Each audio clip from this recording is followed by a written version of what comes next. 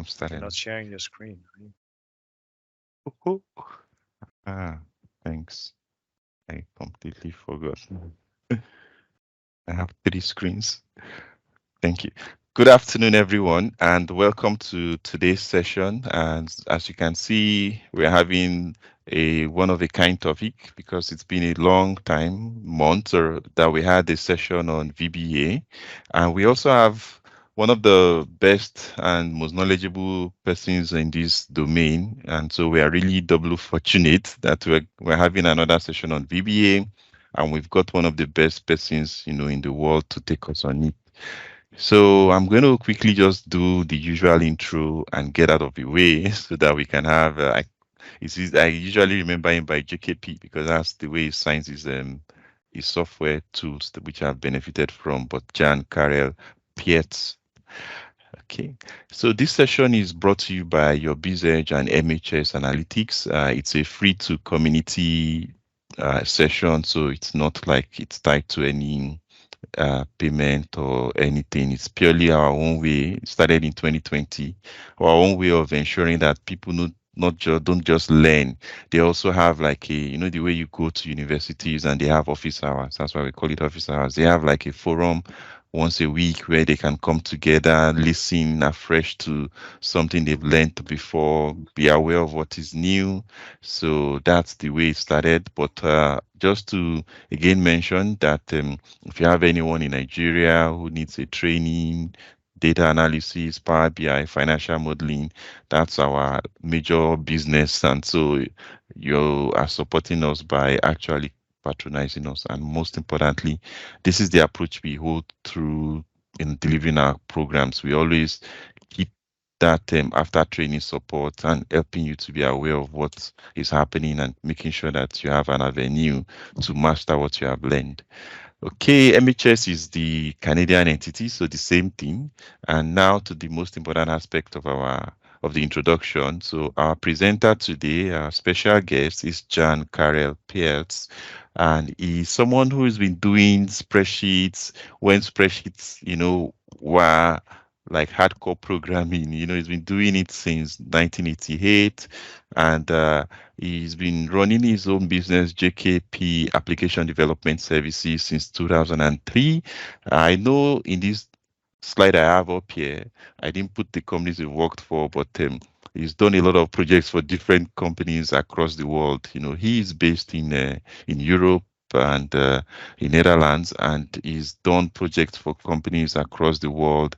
He's developed products that a lot of us use, even fellow developers use, VBA products, templates. I will share his company link and maybe his LinkedIn too, so you can look him up more. And right now, I will hand over to him. So over to you, JKP. Thank you. Thank you, Michael, for this great introduction. And it's an honor for me to be here. Nice to be talking about VBA, even though there's many rumors about VBA being, becoming obsolete. I kind of agree that VBA is less important than it used to be because Excel has so many tools nowadays that make use of VBA less necessary than it used to be. But still, if it still happens that VBA can come to the rescue when none of the other tools actually deliver what you need to create for your customer, for example. So this session is kind of a session for people who are already a bit versed in VBA. So if you've never done any VBA coding yourself, then maybe this session is not necessarily the most useful one to follow. Not to shoo you away, but just so you know that we're going to treat some advanced VBA subjects in this session today. For the fun, I'm going to first share what my screen looks like when I'm presenting this session. So I'm going to share my entire screen. So what you see here on the left is my presenter version of what I'm going to present. And then here on the right, that is the actual screen that you guys are going to see. I've made this split because I know that pretty often people are watching these sessions on their laptop or even on a phone. And then a huge screen like this is not a pleasure to watch. So we're going to watch this small window here. So I'm going to switch over right now to that window, just so you know what I am looking at. And it also explains why my mouse is going to move back and forth across the entire screen a couple of times. So for the smaller screens, this should be better to watch. Okay, so enough about the little details about how I do my presenting. Class modules. So if you record a macro in VBA, your macro code is dumped into a regular module. Still, if you're writing code in the VBA editor, you are still doing a bit of object-oriented programming. So object-oriented programming, that's actually where you are working with objects instead of strictly procedural. So that is with subroutines and functions. And why do I say that you're object-oriented programming already? Because everything that you communicate between your VBA and Excel is where you are talking to the Excel application object and all of the objects inside the Excel application. So yeah, that's object-oriented programming. Just a little bit of theory, not too much, because I want to dive in the code. If you are actually writing in an object-oriented way, there are actually a couple of characteristics to take into account. So the first one is called encapsulation. And if you're doing encapsulation, that means that all of the data is part of the class that you created, and the data can only be modified inside the class module. So the class is also responsible for validating input and output data and should raise errors if data is invalid. Changing the way the class processes the data does not impact other code in your project, and everything the class needs is coded inside the class. So the class doesn't call generic functions in other modules. There's one exception to the previous rule. A class module may, of course, implement other classes. So that's what they call encapsulation. It's that the class itself is self-contained. So another characteristic of object-oriented programming is called polymorphism. I'm not going to repeat what it says here, but it's actually the ability of different classes to expose similar interfaces. So, and the easiest example of this is if you look at the controls that go on a user form. All of those controls share a set of identical properties and methods, like the left and the top and the back color and the font. So they all look alike. You communicate with these controls in a similar fashion. So that's what's called polymorphism. And then finally, inheritance. But we can be very short about this because VBA does not really support inheritance. By the way, if you have any questions, please feel free to type them in the chat and Michael will remind me that there's a question. So you can type your question anytime. And once I get to a next button here, Michael will interrupt me. So what is a class module? It's actually nothing more than a special kind of VBA module. And a class module allows you to create new objects along with their corresponding properties, methods, and even events. So a class module is the written code that defines the properties and the methods and the events. So the behavior of one or more, call it an object in your code. So an object is actually a copy of that class module, which you create at runtime. So an object requires memory and possibly other system resources, and an object is destroyed when you no longer need it.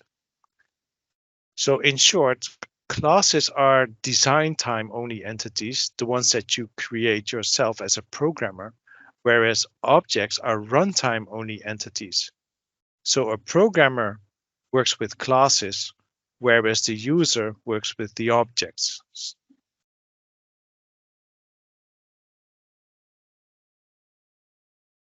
So what are advantages of working with class modules rather than doing functional programming? So classes have a clearly defined interface. You work with properties and methods. They make it easier to follow your program sequence because the heavy lifting is done inside the class, whereas the routines where you use the class become relatively simple. Class modules let you generate dozens of equal objects that are independent from each other. And finally, class modules are very easy to reuse in other VBA projects as long as you make sure that all of the code that the class module needs is inside that class. If there is any error in a class module, it is very often easy to solve the error in the class without having to change any code that is using the class.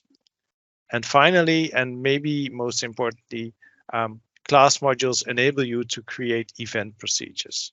And we'll show some of that in the next parts of these presentations. Of course, when you mention advantages, it's adamant that you also need to mention some disadvantages. Classes are harder to understand for a beginner programmer. It adds complexity to your project. They are also more work to test as you have to write supporting code to instantiate the class, to create that object from the class module that the user is going to see. And finally, maybe not that important, it does take a little bit of time to instantiate a class module, so to generate that object from the copy that you're looking at. Just a second.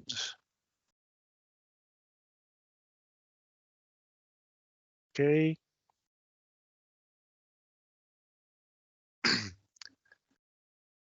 So let's have a look at properties and methods. Actually, let's just start adding a class module. So adding a class module is as simple as just clicking Insert Class Module. That's actually all there is to it. So you just click Insert Class Module. That zooming doesn't work very well, so I'm not going to do that anymore. Okay, so now we have an empty class and it's called class1. That's the default name. Of course, the first thing you need to do is change that name into something meaningful. Let's call this one math, just for the fun of it. So this is a class called math. And I want to add my first property to the class. And this may sound intimidating and difficult, but it is as simple as creating a public variable. So I just type public x as, let's just choose a whole number, long. That's all there is to creating a property. So now we have a property called x and we have a class module called math. So how do we use that? So let me return to that previous routine with my comments. And I'm going to declare a variable, dim, whatever, m as math. So math is the math is the name of that class module that I just inserted. So now if I want to use that class module, I have to instantiate it. So I'll have to assign an instance of that class module math to this new variable called m. And that is done using the set m equals new math. And that actually loads a copy of this class module called math into memory, ready for us to use. And now I can set its only property, m period. And here you can see that x is automatically shown in the IntelliSense, x equals 10. And I can call that X again by showing a message box m.x. So if we step through this, you don't see much happening. But if we, for example, open the locals window, view locals window, you see that we have an instance of m, and it contains a property called x, which currently equals 0. And if I now F8, just go to the next step, you'll see the x equal 10. And if I now F5, you'll see a message box with 10. So that is a class module with one public variable. Now, if you're working with classes, it's a good idea to use property let and get procedures instead of using a public declaration. Why? Well, if you use property let and get procedures, that will allow you to check what kind of data other code is trying to push into the class. So let's define a property let and get procedure for the same variable called x. So I'm going to go to the insert, and I'm going to insert a procedure. And on the insert procedure dialog, which I normally never use, allows you to enter the name of the procedure, but more importantly, it allows you to select property as the procedure type. And I'm going to leave the rest in its default and just click OK.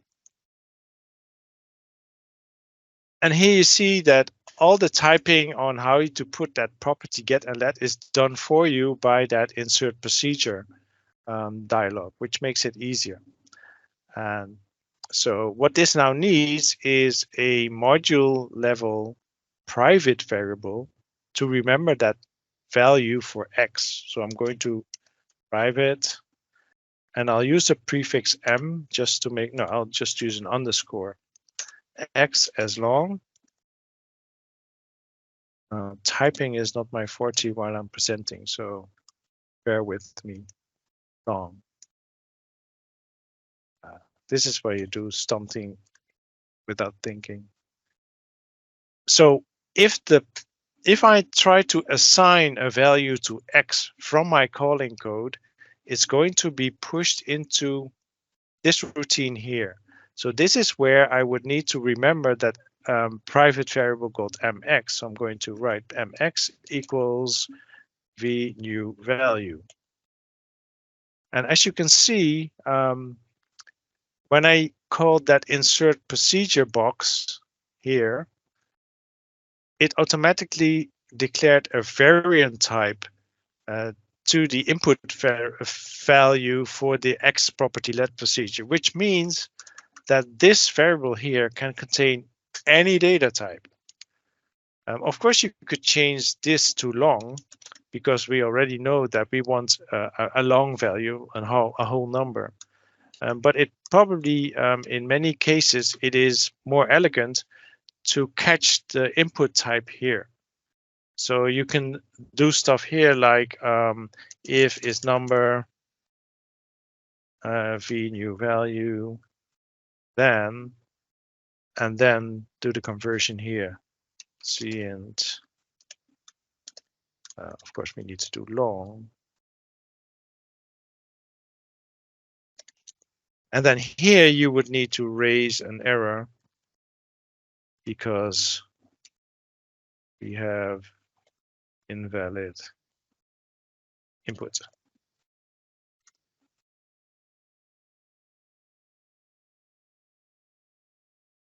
So as you can see, this using property get and let, a combination of property get and let allows you to do checking on the input. So this would mean error.raise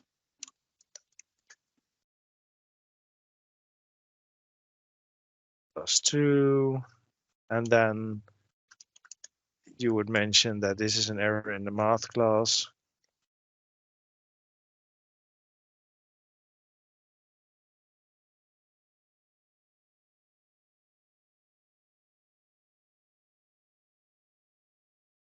Like that. So let's test this. Of course, we also need to be able to call the X value back from the class module, and that is what the property get statement is for. You can imagine if you omit this, then your X property becomes write only. Alternatively, you can also have a read only property, in which case you would omit the let property altogether. You would only have a get property. X equals mx. So this is to return the current value that we are storing inside the class instance. So let's go back to my regular procedure. And let's try to add some text.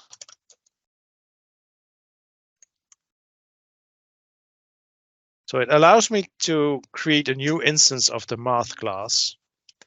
And if I now press F8, I'm going to be pushed into the math class, into the property let procedure.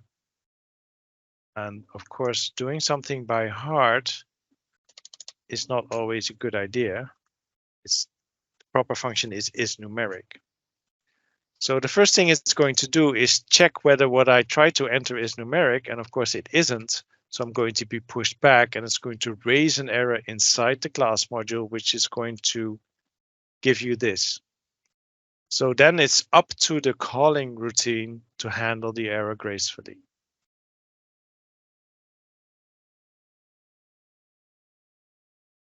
So that's how you create properties in a class module. Let me stop this. Let's see what else I had in mind here. Yes, okay. Next up, a class module is just a blueprint. So code runs in copies of that blueprint. The copies we call in VBA programming jargon class instances. So first we already saw that we need object variables that will point to each instance. And in this example, we will only have 3 instances. I have 3 object variables which will hold three instances. So, and I'm now using the class called CLS sum class. Forgive me my lazy naming. And all that has is the public X that we already saw, and a routine, which is actually a method that allows the class module to show what it contains. So let me F8 through this code, because talking about it is often a lot more difficult than actually showing what's happening. So while we are running this, I'm going to also display the locals window so that we can see that we have 3 variables here called sum class 1, 2, and 3, which are currently empty. And if I F8 through this code, you will see here on the right that things are going to change. You'll see pluses appear here. So now we have 3 instances of the CLS sum class module, and each of them has their own X. And if I assign them by F8ing again, then you'll see the 20 appear here, and then the 30, and then minus 13. So as you can see, each class instance is now responsible for keeping its own value for X. And you don't have to do anything like, arrays or anything like that. It's all kept inside the class module. So I can call that demo method, which I probably should have called, show my value or something, but coming up with useful names is not always that easy. And it will show you the value for X, which is 20. And then and then I can do math with the content of the value for X in the second instance, which happens to be 30, and I can add 3 to it, so it becomes 33, like that. And we can show that 33 again in this way. See, so here we have 3 instances of the same class module, and each one has its own values. So that's about instances. Back to the table of contents.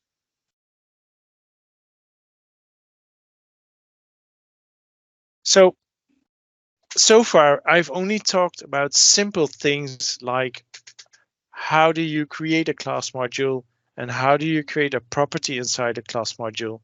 How do you easily create that property let and get statement? Which, by the way, I forgot to tell you, of course, a property can also be an object, but we will get to an example of that later. So in this example, we are going to create a class module that is going to handle application level events. So that is anything that happens to the Excel application, like opening a new workbook or closing a workbook, things like that. So to make sure that a class responds to events, you need these 5 items. So you need a class module, and I'm going to insert a class module called CLS app events. Just looking at my notes just a second.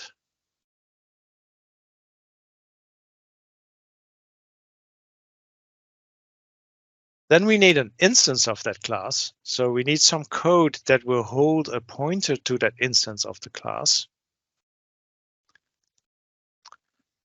And of course, we need to create that instance of the class, which is going to happen like this. Then we need to make sure that that instance stays in memory.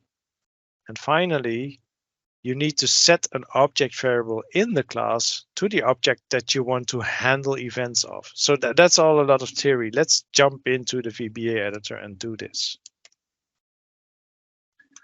Close all the other windows. Make some space to work. So I'm going to insert a class module.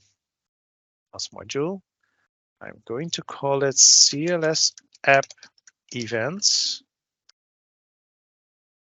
And I want this class module to be able to respond to events of the Excel application object. This means that at the top, I'm going to declare a public variable, public, and I'm going to use a keyword which is probably not familiar to people who've never used class modules before. It's called with events. So I'm going to declare a variable which will expose its events to this class module. That is actually what that with events keyword stands for. And I'm going to use the word XL app as the name of the variable or the name of the property.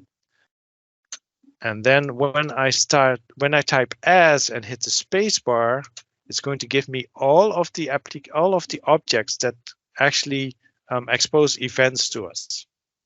So anything that's in this list gives us events. And in this case, I'm only interested in the application because we're going to have it respond to events of the Excel application.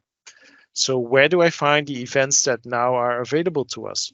Well, similar to when you are in a sheet module, you can click on the object drop down here. And as you can see, it has 2 items. The first one being the class item, and the second one, the XL app item.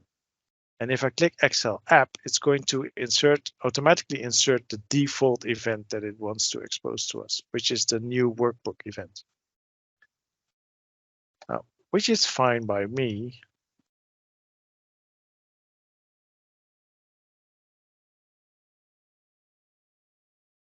Let's leave it with this, and I'll just let's just give it let it give a message box of the workbook dot name just got active. Oh, of course I need an ampersand here.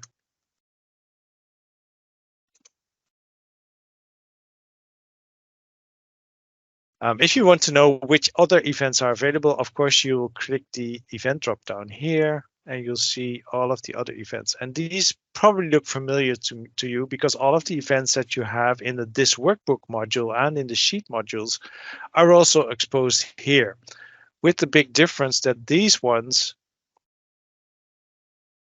respond to any sheet of any workbook that you activate. So let me just put a message box in here. Box. You activated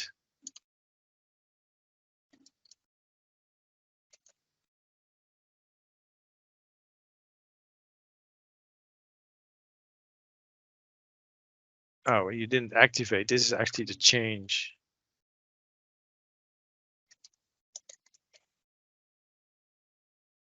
Oh, my typing is terrible. I'm sorry, guys. You changed something on sheets. There. So let's see if this happens. So a sheet change event should fire whenever I make a change to a sheet, right? So let's minimize this VBA window and just make a change here. I'll just type 12 in here. Nothing happens. Why is that? Well, that is because we haven't done items 3, 4, and 5 yet. So let's do that.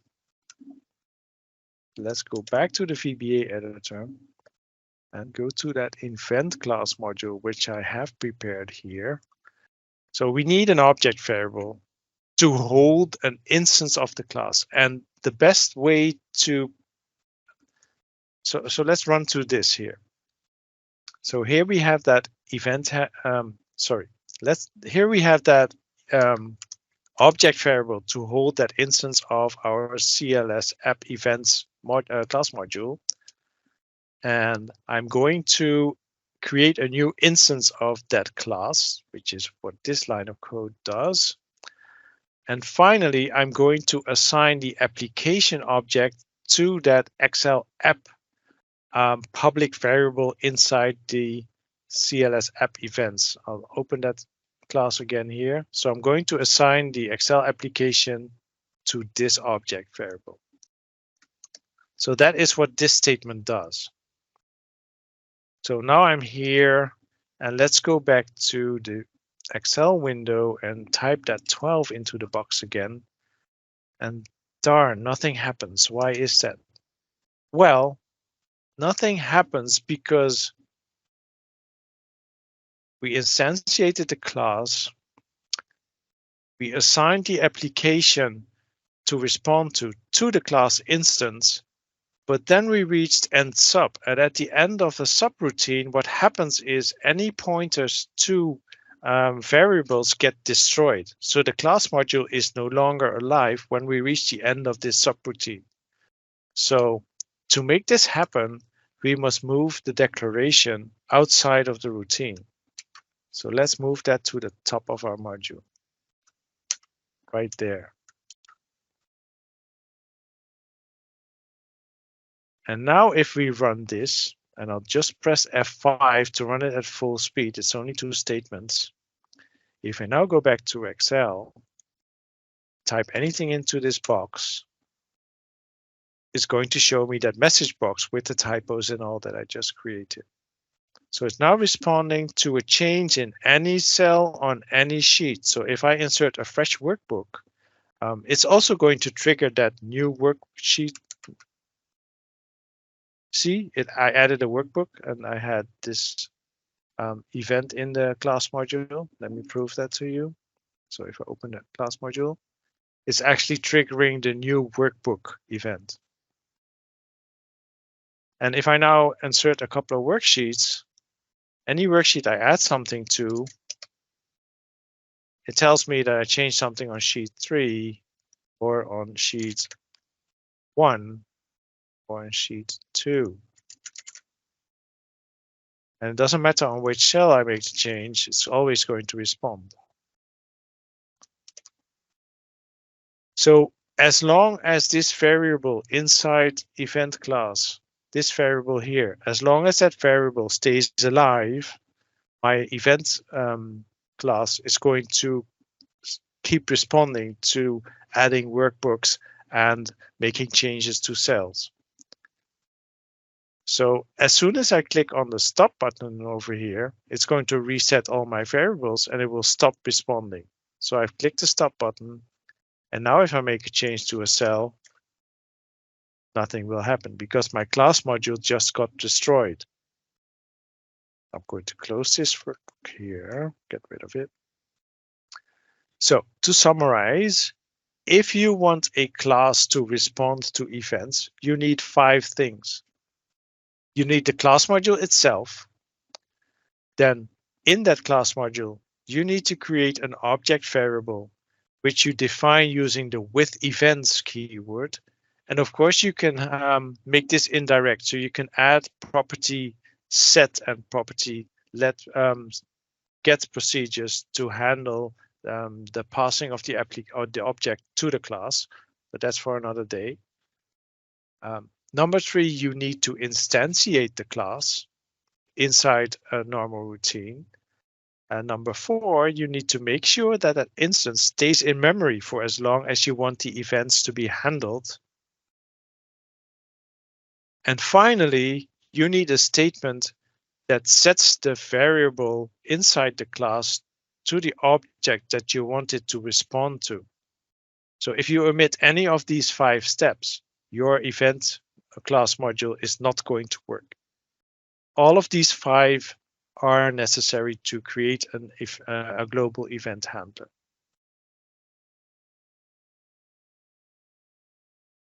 So that is about creating a class module that responds to events. So class modules are not just for handling events. They are very versatile. And in the next example, I'm going to create a class module that allows you to unprotect and reprotect worksheets very easily in your code. And we will be making use of the class terminate event, which I have not talked about yet, but we'll talk about in a minute, and which get called automatically when a class goes out of scope. So I have already prepared a class called CLS sheet. Close the immediate pane here. And it contains a number of things. So let me start at the beginning. First of all, we need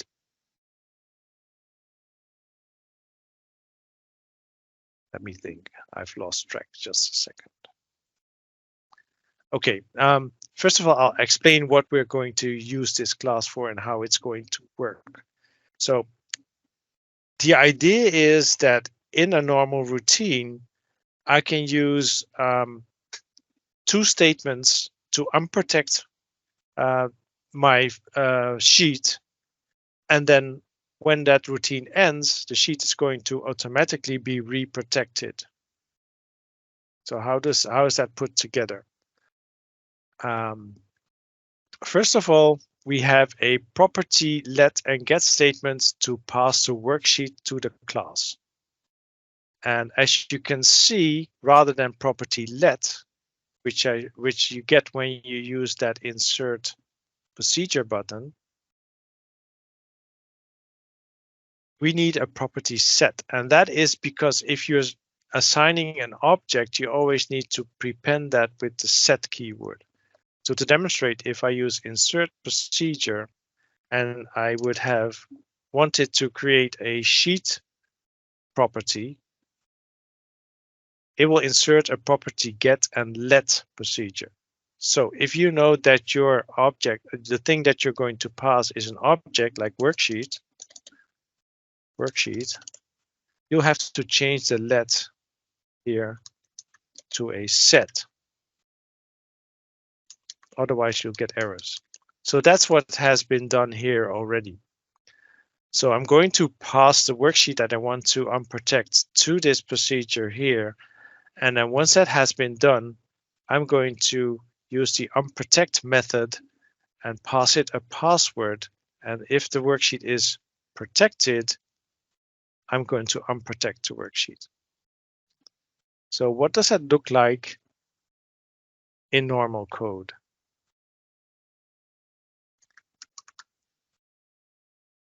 So I'm going to hold an instance of our CLS sheet class here. And because I'm using the new keyword in the declaration, I don't need a separate set sheet instance equals new CLS sheet. This statement now is obsolete because I've used the new keyword here. And I normally advise against using the new keyword in the declaration. But in this case, it's a handy way to do it. So if I step through this code, the first thing the code is going to do is it's going to pass a worksheet called protection demo. That happens to be the only worksheet in this file that is protected. And it's protected with the workbook with the password called demo. So I'm assigning the worksheet protection demo to the class module, and I'm pushing that into a variable called WS pointer. So it's just a pointer to the worksheet. That's what this name of the variable means. What's happening? Sorry about that. Next, I'm going to unprotect. I'm going to call the unprotect method of my CLS sheet class. So I'm going to be pushed into the CLS sheet class instance here. It's going to check whether the worksheet is protected. So here I'm going to fetch that worksheet from the property. And I'm going to remember that the worksheet was protected by setting a private module level variable called isProtected to true. And then I'm going to unprotect the worksheet. And why am I remembering that the worksheet is protected? Because I want to automatically reprotect the worksheet once we're ready. And I'm also going to remember what the password was that was passed to this unprotect method. So the PW here is going to be added to the password private subroutine class module property here, F8. So to demonstrate that the worksheet is now unprotected, I'm going to write the current date and time into cell D3. So that works. To prove that it worked, I'm going to go to that protection sheet here, and here we see the current date and time. Back to my code. So up till now, this relatively looks complicated, because why wouldn't we just type code like this? Protect.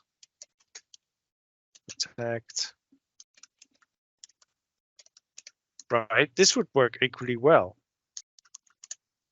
But I just wanted to show that once my subroutine here goes out of scope, so once I hit F8, because we're on the end sub statement now, the class module is going to go out of scope. I mean, the instance of the class is going to go out of scope, and that will automatically call the class terminate event. So if I now hit F8, we're going to be pushed into our class CLS sheet instance into its terminate event right here. So this is the terminate event, which I created by clicking this drop-down class here, and this drop-down here, select class, and then automatically the initialize and terminate events are available. So if I now F8 to this code, and remember that I remembered that the worksheet is protected, so is protected is set to true, and I also remembered the password that I passed when unprotecting, it's automatically going to reprotect that worksheet. And now, because we're tidying up, we're setting that pointer to the worksheet object to nothing to make sure that, you know, the memory is cleared and stuff like that. So this may sound complicated, but this becomes really useful if you have an Excel file with many worksheets, where some of the worksheets are protected with the same password, or maybe multiple worksheets are protected with the same password. And that is for our next little example.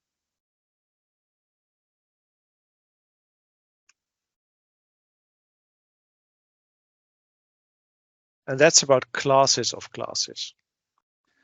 So apart from the CLS sheet class, I also created a CLS workbook class.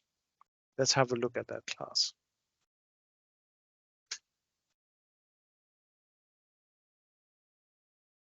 So as you can see, we have a collection called sheet instances. We have a public property called WB for the workbook that we're going to work with. We have a private variable to contain our password. And again, we're going to have a private variable to remember whether or not we had any protection in place. And this is protected variable is only about the protection of the workbook itself. It's not about the protection of the worksheets. The protection of the worksheets is handled by the CLS sheet class here that we just discussed. The sheet instances collection is there to gather pointers to each and every worksheet that we have. It's probably easier to step through the code to make that easy to understand, and we'll come to that in a minute. Let's do that. So we also have a normal subroutine called class of classes here, and this uses very similar structure as the previous one on the worksheets. So I have a declaration for workbook instance, which will instantiate a new CLS workbook class instance. And then I'm going to pass this workbook variable into the WB object variable inside the workbook instance class. I know it all sounds complicated, but if I start stepping through the code, it becomes easier. So I'll F8 here.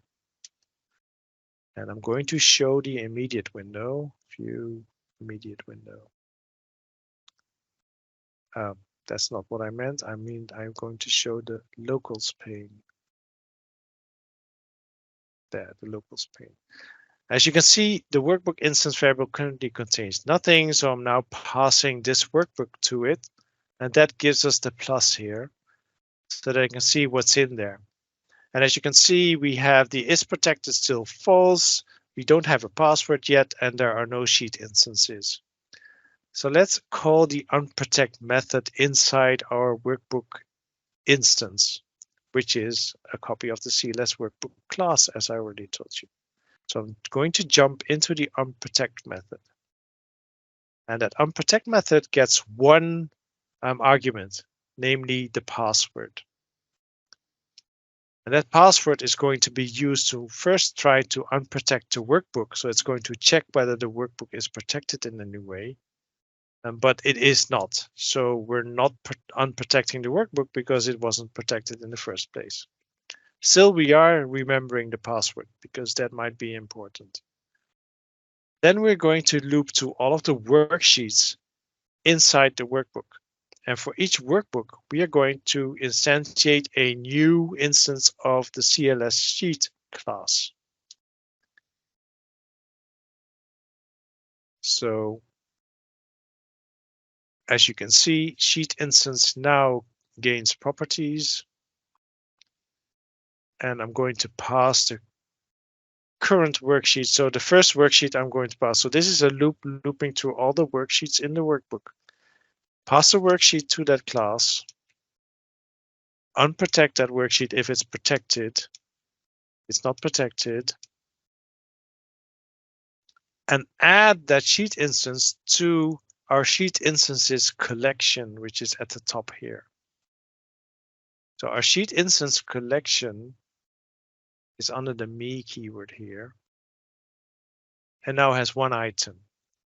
And as you can see, that one item currently has the same values as our current sheet instance variable here. So now up to the next sheet.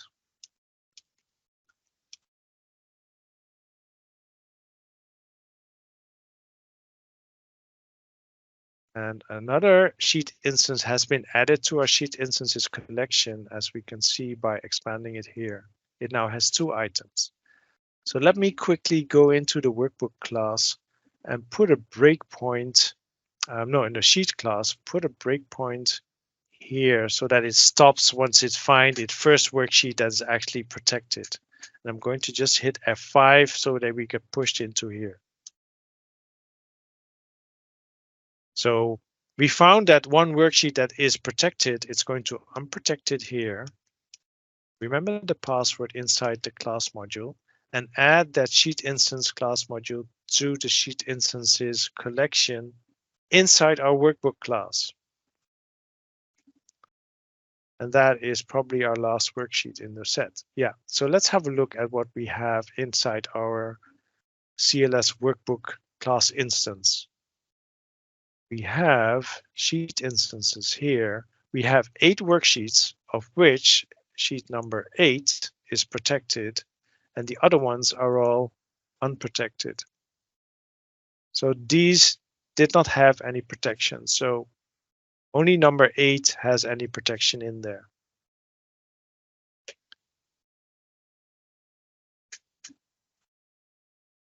So if you look at our call stack,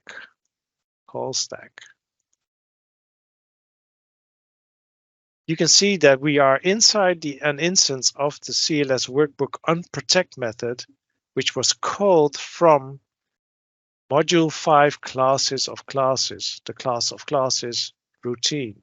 So if I F8 now, I'm going to push back into my class of classes module, and we reach that end substatement again. Now, if I press F8 once now, we will reach the class terminate event, which is inside the CLS workbook. So this statement here is going to run. We will arrive there. So going back here, press F8 once. And because the instance of the CLS workbook now is terminated, we are calling automatically the class terminate event is called. And by issuing this statement here, I'm going to remove all of the pointers to all of the instances of all of the worksheets in one simple statement. And what that will do is it will call the class terminate event of all of these 8 sheet instances in turn. So let's just try that. So as soon as I hit F8 now, the pointers to all of these 8 sheet instances are going to be destroyed, which will automatically call the terminate event for each of them in turn. So maybe someone should keep count. I'm going to just F8 through them. Okay, so this happens to me sometimes. Sometimes while you are debugging, the VBA editor loses track, and it suddenly starts to execute all of the code like as if you hit the F5 button. So let me redo this demo shortly. I'm going to return to here. I'm going to add a couple of breakpoints. Sorry about that. I'm going to get rid of all the breakpoints here. Let me just click stop. So remove all breakpoints, insert a breakpoint here, and I wanted to add a breakpoint to the terminate event inside my sheet classes right here. Okay. Now I'm going to operate this at full speed like this. So inside our workbook instance class, we have the sheet instances, 8 of them. And now once I hit F8, I'm going to be dumped into the class terminate event of these 8 statements. Here we go. So this is the first sheet instance, which is going to destroy itself. And then this automatically calls the class terminate event of the first sheet. So the first sheet wasn't protected, but is now removed. So that's 1. This is 2. 3. 4. 5. 6. 7. Now remember that 8th worksheet was protected, but my code, I had to stop the code. So maybe something went wrong and the reprotection didn't work. So it worked. Okay. So this is the 8th worksheet. The last worksheet was protected with that password called demo. Yep, it still is. So this is where my worksheet gets automatically reprotected. And now from this class terminate event, we're going to be pushed back into the class terminate event of the workbook class instance, because that was what called all of this. There we are. And now it's finally going to check whether our workbook also had any protection. And if it had, it's going to reprotect the workbook. Now I know it didn't, so it's going to jump over this statement. And that's it.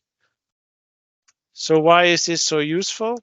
Well, if you have a workbook where some or more worksheets are protected and you use the same password on all of them, all you need at the start of your calling routine is these 3 lines of code, and then all of the worksheets in the workbook are unprotected. The workbook is unprotected. And once the routine reaches the end substatement, you don't have to do any coding because the class instances are taking care of the reprotection automatically. See where we are. I think we're close to the end of the presentation. Yeah, so basically that was all that I had to share about class modules in this presentation. I wonder whether there are any questions. Yes. So let me just quickly check the list. I've been noting some questions. Most of them are from me, like from No the problem at all. house. Okay. But I just want to also share before I read out the question. So everyone, Jan has a linked Excel for Engineering Professional LinkedIn course. I think you launched it August this year. So just sharing the link. Check out Jan's LinkedIn learning course because I know looking at the profile of most of the people in our community, I think they will benefit from even taking your fuller course so they get to understand some of all the things that you mentioned that they should have already been aware of to fully maximize class modules. All right, so I'll go straight to the questions I have. I see people already thumbs up. Maybe I'll also share again because I like the way you have done it on your jkhats.com. It's like a one-stop place to see all of the offerings, both like free templates, services, products, training, newsletter. So I would let me see if I have a subscribe button. But I'll just tell them to also make sure you check. Make sure you check Chan's website. Okay, so now that I've done, I don't want to forget because the questions are many. Okay, good. I know that we are now on the dot of the hour. I also don't know what your own schedule is, so that I will know maybe to just. How many minutes do you have, or should I? Oh, just go ahead. 15 minutes or something is no problem at all. Okay, all right, thank you. Question number 1. I see you're using VMware Virtual PC, and I know there will be. I hope that you have a specific reason. Maybe I might learn from it. Is there a reason why you want to use? Well, the reason I'm using VMware, there's several reasons to have VMware on my machine, and the first one is to have different versions of Office available. So this one is on beta channel, for example, whereas my production machine, my main machine, is running monthly channel.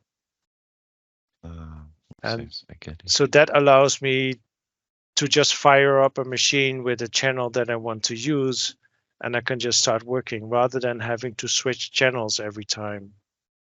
Wow. So Thanks. that is one reason. The other reason to have this virtual machine is, which I showed you at the very beginning. My monitor is a Dell 38-inch machine. Wow, that's huge. Yeah, it's huge. It's actually a godsend, because it's a real pleasure to work with, because it allows you to have two full HD screens next to each other to work side by Wow. side and stuff like that. So the window that I'm currently presenting to you guys is just is one full HD window, but I could have another one next to it on this monitor. Oh, So that's that interesting. is actually why I'm doing this. So let me just show you, share my entire desktop.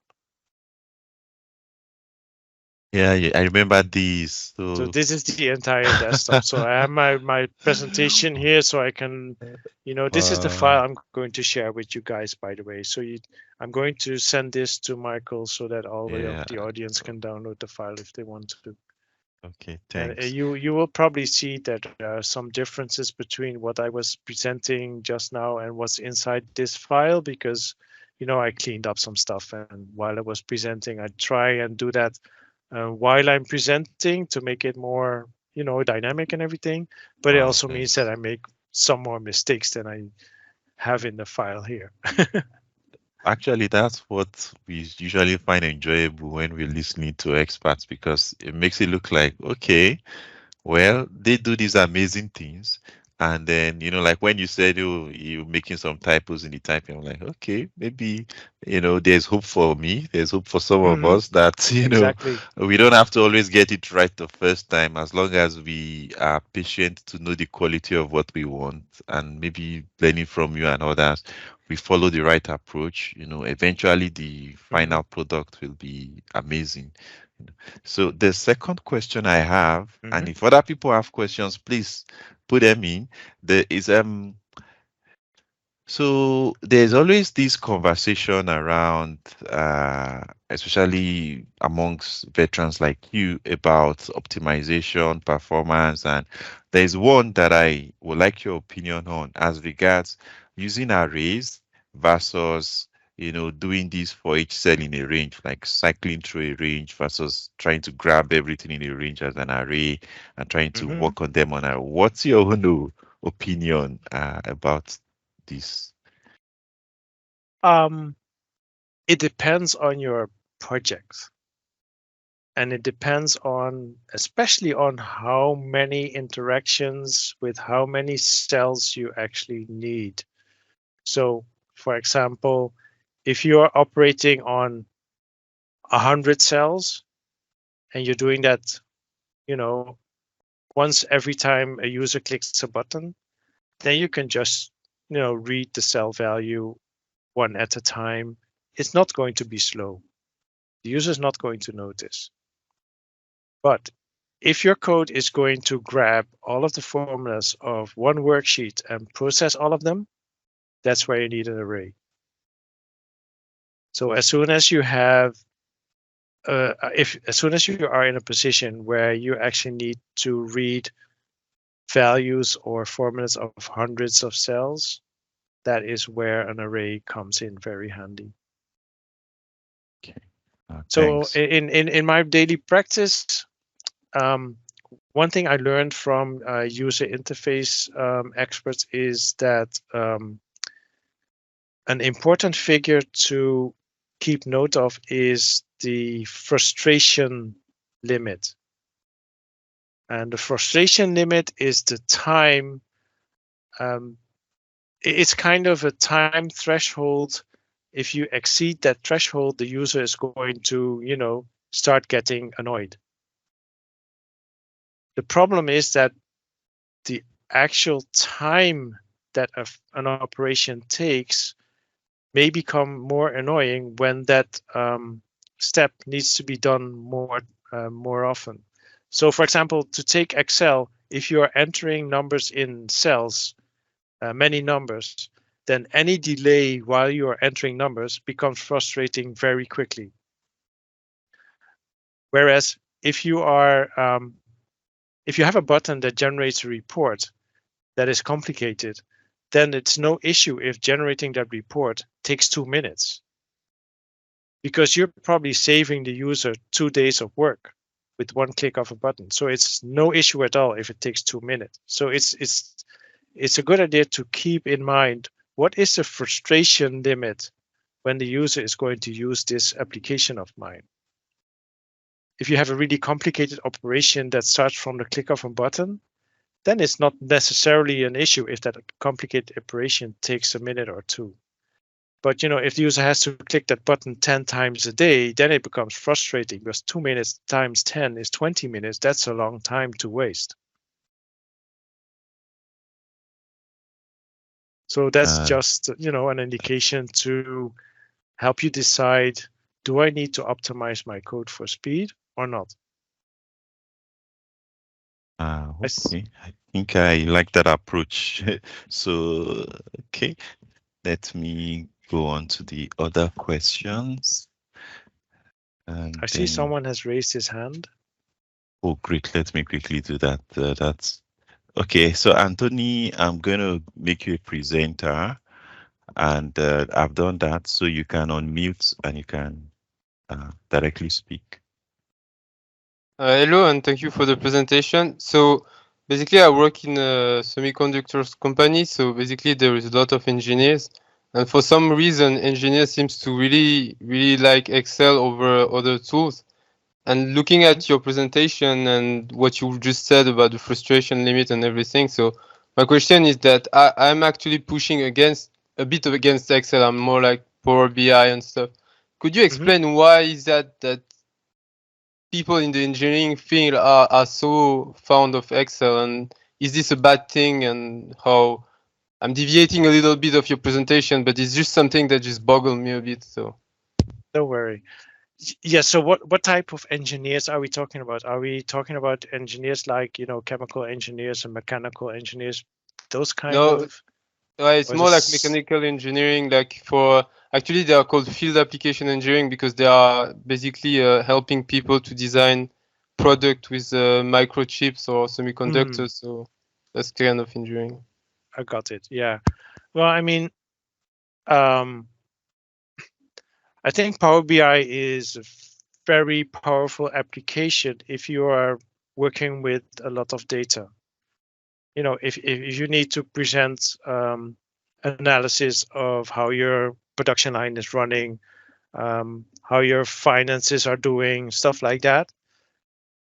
But if you're an engineer and you need to do calculations, for example, if you're designing a chemical plant,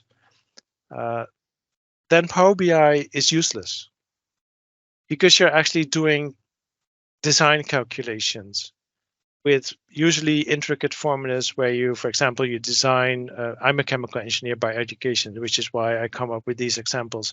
So for example, if you're designing a heat exchanger, you want to know how many pipes does the heat exchanger have to have, what is the length of the heat exchanger, what is the wall thickness of the pipes, things like that. So those are complicated calculations where Excel is a really useful application because it has all of the flexibilities with, all the formulas you can put into the cells. You can have inputs, calculations, outputs, stuff like that. And that's where Excel really shines, because especially for an engineer.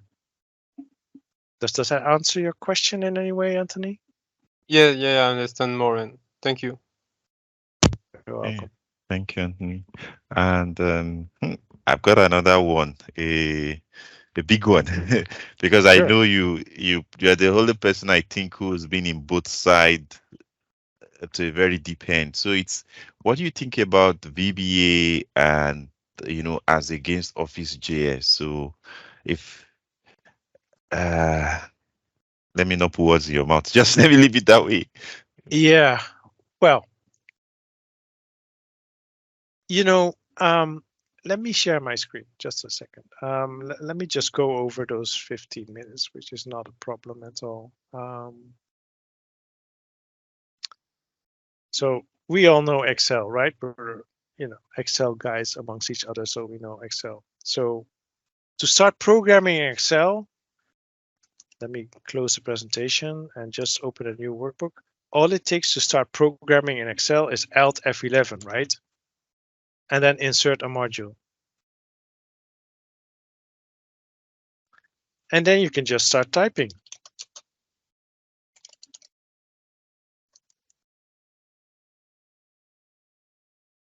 And you can hit F5 and it runs. Done, right? Simple. And if you want a user interface, you go insert user form, you draw all the controls on the form and you program what they need to do and stuff like that. And you have a form. Okay, that is VBA. And if you have created a routine that works and you have a user interface and everything, you save the workbook, you email it to a colleague, and they have the application, period. Right? That's all that's needed. So in comes Office JavaScript, right? What is going on here? Why is my Excel not stopping?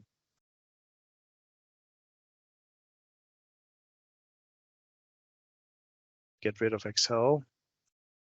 See, these things always happen when you're presenting.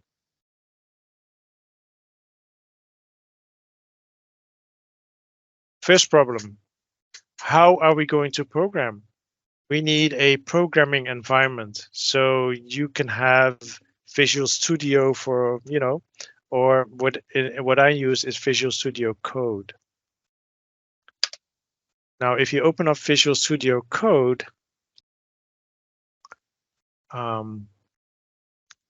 it starts completely empty, of course. No idea where to start. And you have all these buttons and interfaces, and it took me, I think, 4 days to get my programming environment working so that I could actually start my first Excel development project.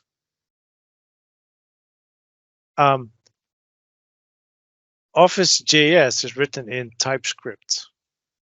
So I find TypeScript slightly more difficult to understand than VBA. The interface is a combination of HTML and CSS. So if you want to create a dialog box or a task pane in this case, you'll have to understand HTML and CSS. There's no such thing as dragging and dropping controls onto a user form. You have to, start writing HTML.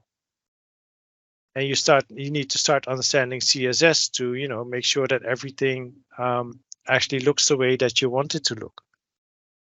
And then finally, debugging. If I now hit F5, you have a minute? Yes, this is interesting. Yes. I have all sorts of dialog boxes coming up, which I have to click away. And then finally, my interface loads. So as you can see, I am busy creating a Office.js version of Name Manager. So let me just test this. I'm going to insert a couple of range names here just for the sake of it. I'm going to refresh to this. See, it looks ugly because I'm still working on this. I made this intentionally yellow. It's going to change to white. So yeah, this all is HTML, CSS. So I need to get rid of the yellow and everything. And all of this is programmed in TypeScript. Then the distribution comes along. So I have my application ready. The next thing I have to do is I have two options. I can upload the, how do you call that? Let me go back into my programming environment. So I can upload this project to my website and then send the manifest XML to my customer and tell them to sideload the add-in, which is like a 10-step process. And the user needs to have administrator privileges to be able to do this. So that's one option. The other option is that I publish my add-in to the Microsoft Store, which means that I have to apply for adding a new item to the Microsoft Store, which is like a 100-step process where I need to provide all sorts of details to Microsoft, which are not necessarily easy to provide because they ask you a truckload of questions of which I have no idea to answer what to. So I just, gambled my way through them. And that is how you publish something on the Microsoft Store. So if you ask me, Office.js is great because it allows you to run, to create an add-in which also runs in Excel online, but it is way more difficult to program. Does that answer your question, Michael? Yes, you even I mean, walked us through the answer. There's a lot more to it, but yeah. Yeah, well, thanks. So I'll combine the last two questions, which is we'd just like to hear your journey and your advice. Yes.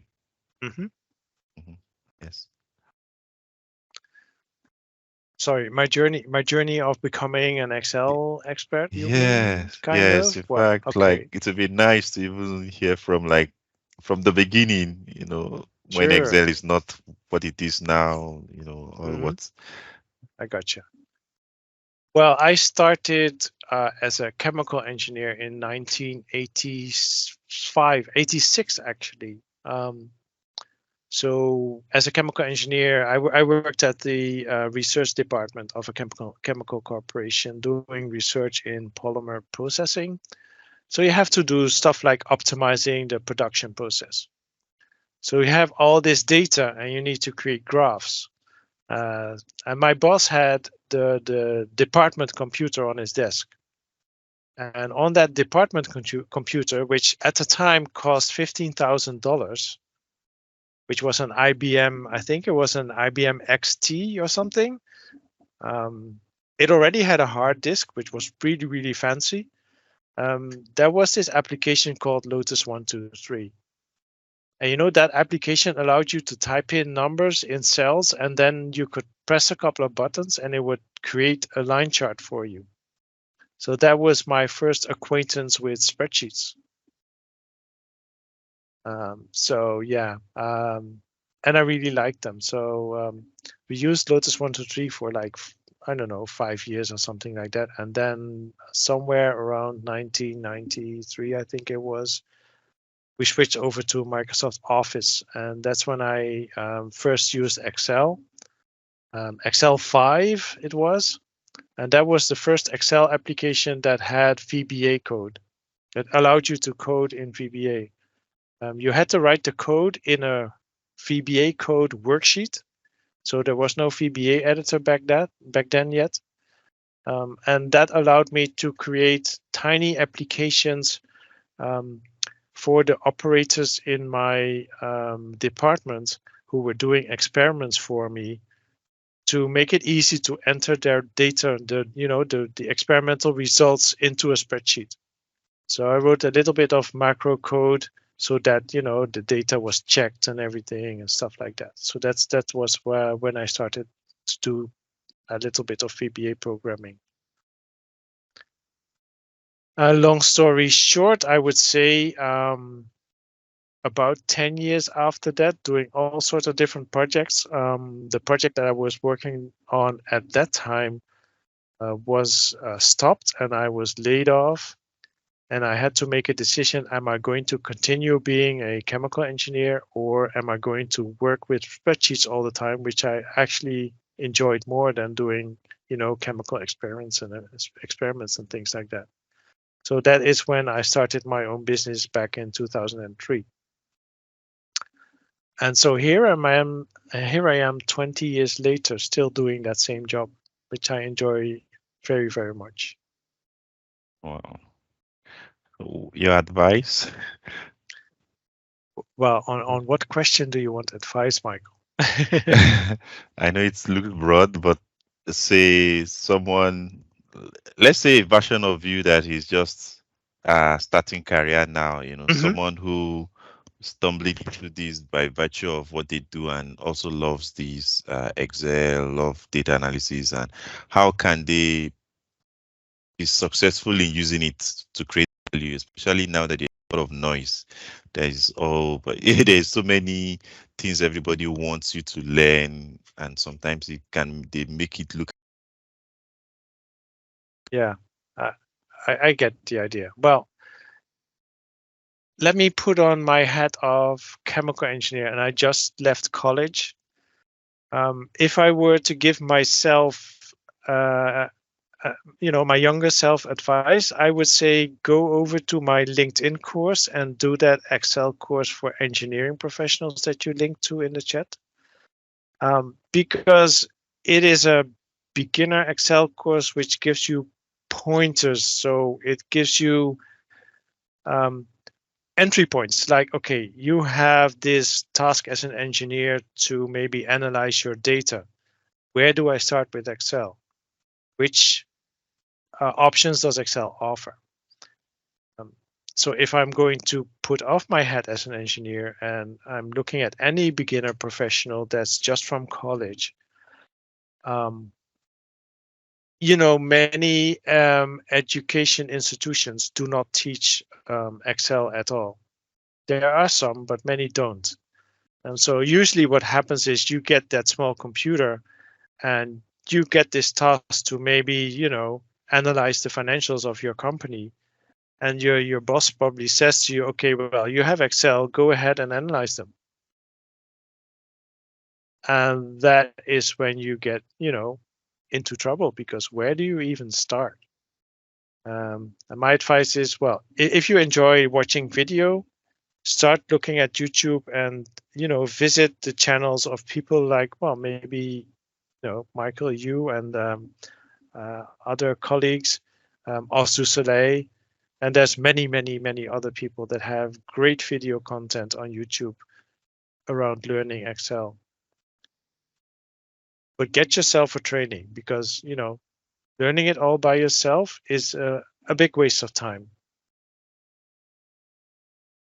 Thank you very much. So at this point, I think would let you have back your day because I'm sure it's going to be late night for you. But we're very, very Actually, grateful. no, it's 5:30 p.m. in the afternoon here, so just fine. I think someone's hand is up. Let me just be sure if I thought I saw Timor's hand. Maybe by accident. Okay, but thank you very, very much. We're very grateful. It's always, I don't know if we've had you before, but I always know I learn a lot when I attend your sessions, and it's a pleasure that we have you now speaking to our entire community. And I will. Yes. Yeah, I'm happy to do that again anytime soon if you like. Awesome, great. Okay, thank you. We will try to reach you next year. Maybe we'll put some gaps so that we don't stress you by me bringing you too soon. But thank you very, very much. And I liked the way you had even answered the questions, which is more about that once one is clear about his passion, what he enjoys, the fact that you've stuck to your own company.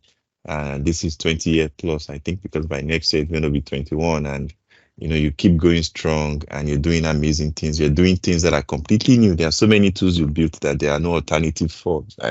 People should check out please go check out his website. You will see the tools, and these are things that I know that it's purely because of your passion, and I have learned from that. Thank you very much.